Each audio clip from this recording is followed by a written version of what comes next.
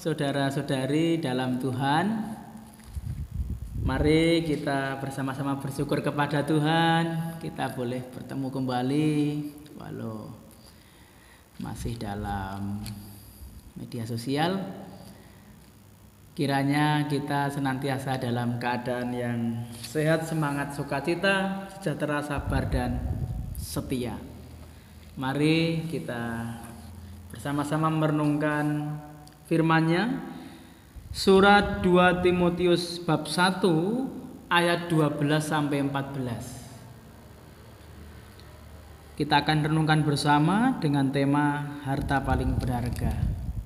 Monggo Dangi dibaca kitab sucinya.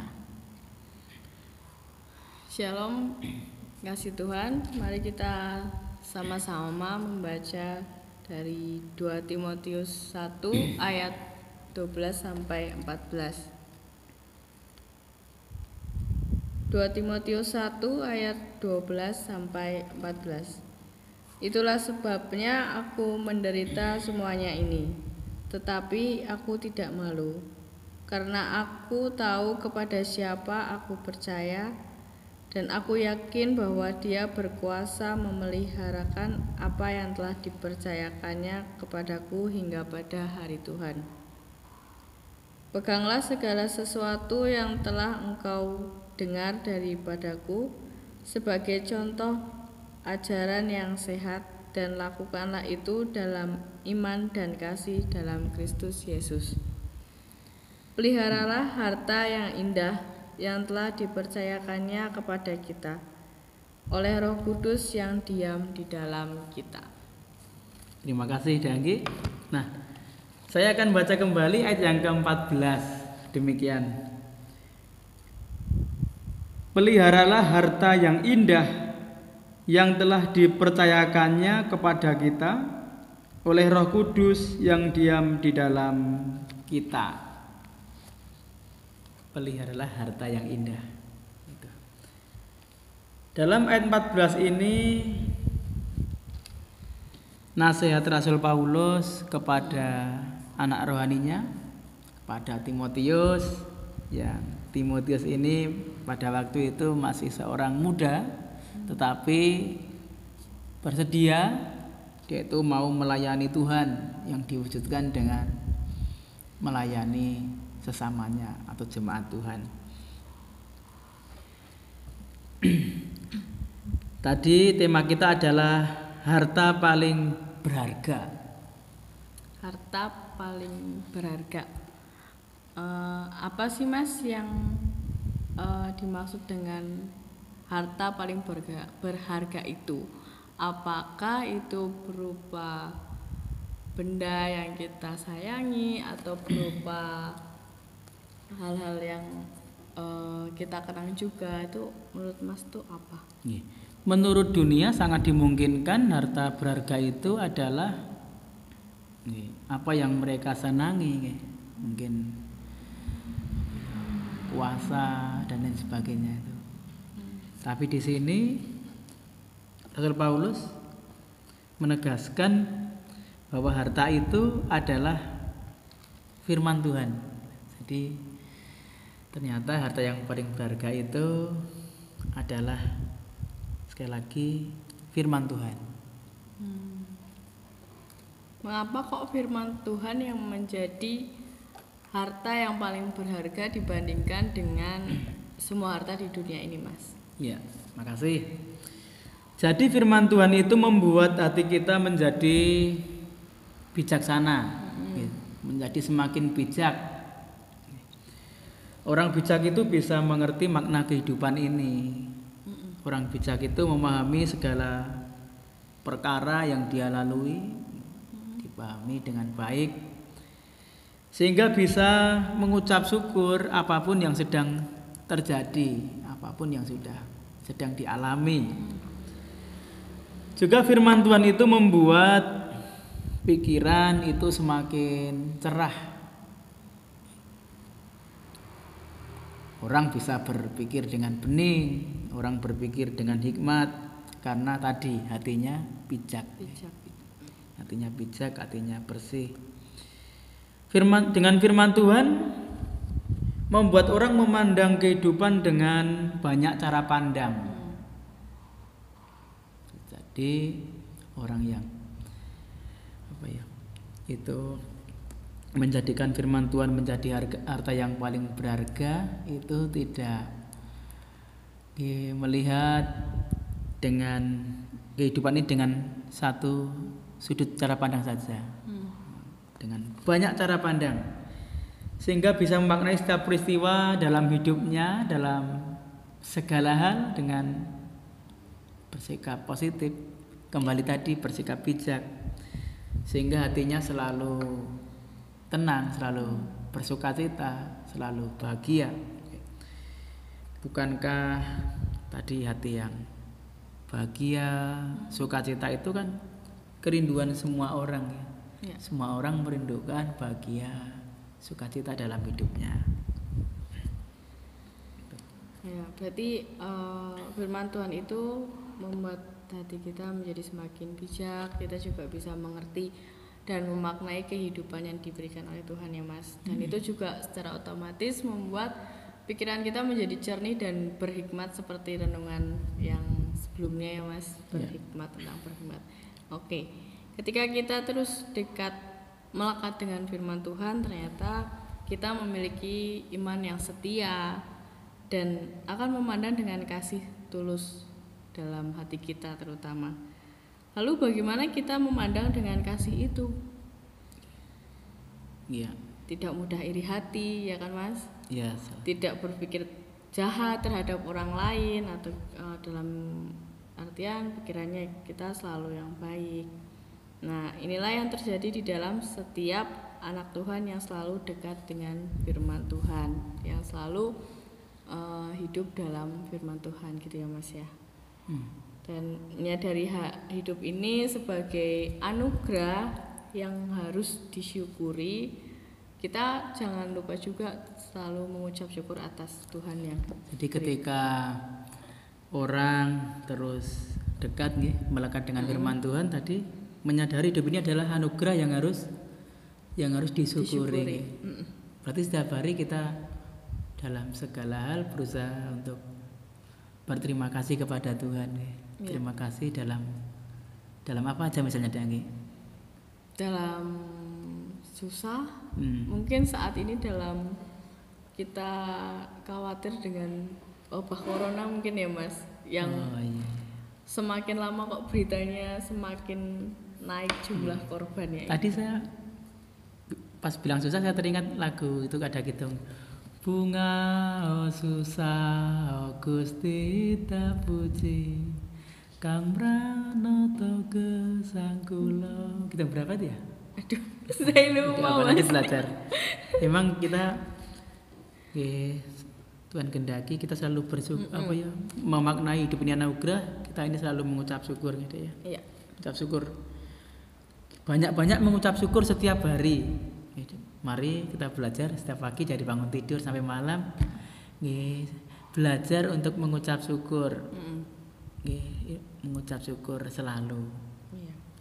Dan mungkin memiliki iman yang sejati ya Mas. Jadi ketika orang tuh dekat dengan Tuhan, malaikat itu akan memiliki iman yang sejati ya. Iya. Iman yang sejati. Dianggap jadi nasihat Rasul Paulus kepada anak rohaninya, kepada Timotius ini itu tentu juga diberikan kepada orang percaya, juga diberikan kepada kita. Mana? Supaya kita itu juga dekat, melekat dengan firman Tuhan, memiliki iman yang sejati, iman yang teguh, dan selalu percaya bahwa Tuhan itu senantiasa menyertai, menolong, melindungi, memberkati kita, memberkati umatnya. Dalam kondisi apapun ya Mas yang kita jalani saat ini di dalam Tuhan, sehingga pada akhirnya akan bisa menikmati setiap keadaan yang terjadi. Yaitu kita masih harus terus belajar terus untuk tadi yang disampaikan.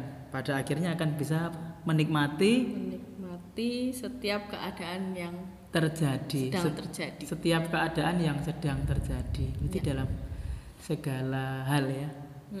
Itu. Orang yang hidupnya dekat dan melekat dengan firman Tuhan itu adalah orang-orang yang bahagia. Saya mengatakan demikian. Orang yang hidupnya dekat dengan Tuhan itu orang yang bersuka cita, bahagia. Orang paling bahagia itu orang yang dekat, boleh dikatakan memelihara firman Tuhan ya, menjadi pelaku-pelaku firman Tuhan itu. Karenanya mari kita dalam kehidupan ini kita jaga firman Tuhan. Tadi harta yang paling berharga dalam hidup kita. Kita renungkan siang dan malam. Mari selalu dekat dengan Tuhan. Mari rindu mendengar yang dengan baik, membaca dengan baik, menikmati. Jangan lupa memohon pimpinan Roh Kudus, urapan Roh Kudus ya. Pertolongan Roh Kudus. Sampai kita orang-orang percaya bisa memaknai kehidupan yang saat ini kita jalani, kita maknai dengan baik, bisa bersyukur, bisa tenang, sukacita bergembira. Kalau demikian, tanpa kita sadari hidup kita itu menjadi saksi Tuhan. Kan Tuhan mengutus kita untuk menjadi saksinya. Tuhan memberi kuasa. Nah itu dengan tadi kita mohon pertolongan Roh Kudus, bisa memaknai kehidupan yang sedang kita jalani dengan bersyukur, dengan bersikap dengan baik. Sekali lagi, di situ kita bisa menjadi saksi Tuhan pada sesama. Danggi sehingga dalam keadaan apapun hidup kita orang percaya, misalnya saat ini kita masih bersama-sama menghadapi wabah pandemi COVID-19, virus corona ini gitu. Juga mungkin kita dalam keadaan yang tidak menguntungkan, merasa kehidupan ini semakin sulit, mungkin kita sulit mencari rezeki dan lain sebagainya.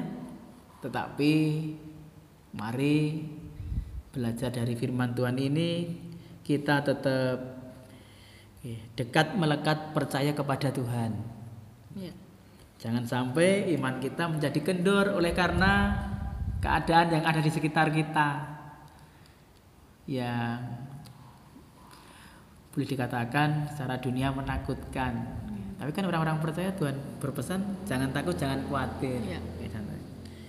Jangan sampai kita menjadi kendor, apalagi putus asa, tetapi terus bersimpuh di kaki Kristus, bersujud dengan sungguh-sungguh, memohon pimpinannya dengan tulus hati, dengan seruan yang dari hati. Menarik juga ya Mas tentang harta yang paling berharga ini ya. Mari kasih Tuhan, setelah apa yang kita renungkan bersama di hari ini, mari kita sama-sama jagai harta yang paling berharga ini, harta yang Tuhan beri juga kepada kita, supaya kita menjadi anak-anak Tuhan yang berkenan kepadanya. Menarik tadi, supaya kita menjadi anak-anak Tuhan yang berkenan kepadanya. Ini tentu kerinduan kita semua. Iya. Jemaat di dalam Tuhan, saudara-saudari di dalam Tuhan Yesus Kristus, di dalam percakapan saya dengan istri, kita bisa belajar supaya kita Nggih. Memelihara firman Tuhan, karena firman Tuhan ini adalah harta yang paling berharga. Firman Tuhan. Tadi kita sudah mendengar bersama kalau kita mengimani firman Tuhan itu harta yang paling berharga, tentu kita akan belajar di dalamnya.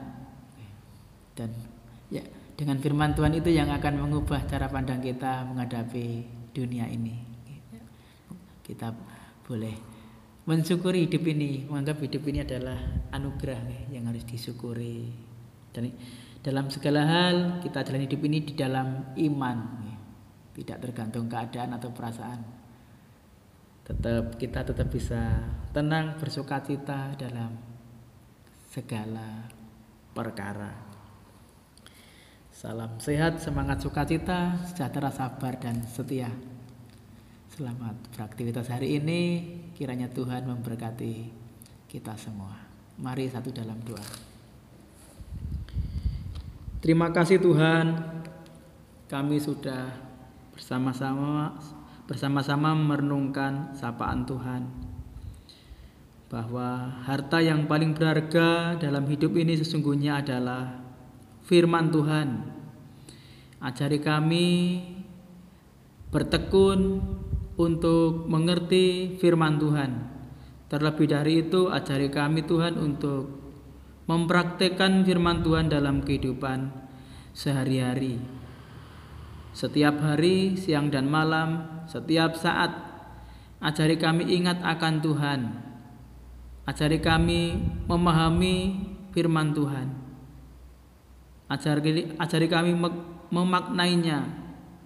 Secara khusus ajari kami Tuhan untuk memiliki hati yang bijaksana dan peroleh hikmat Tuhan, supaya kami boleh menjadi pelaku-pelaku firman yang hidupnya berkenan kepada Tuhan, sehingga dengan demikian hidup kami pasti bahagia, sejahtera, memiliki sukacita di dalam Tuhan.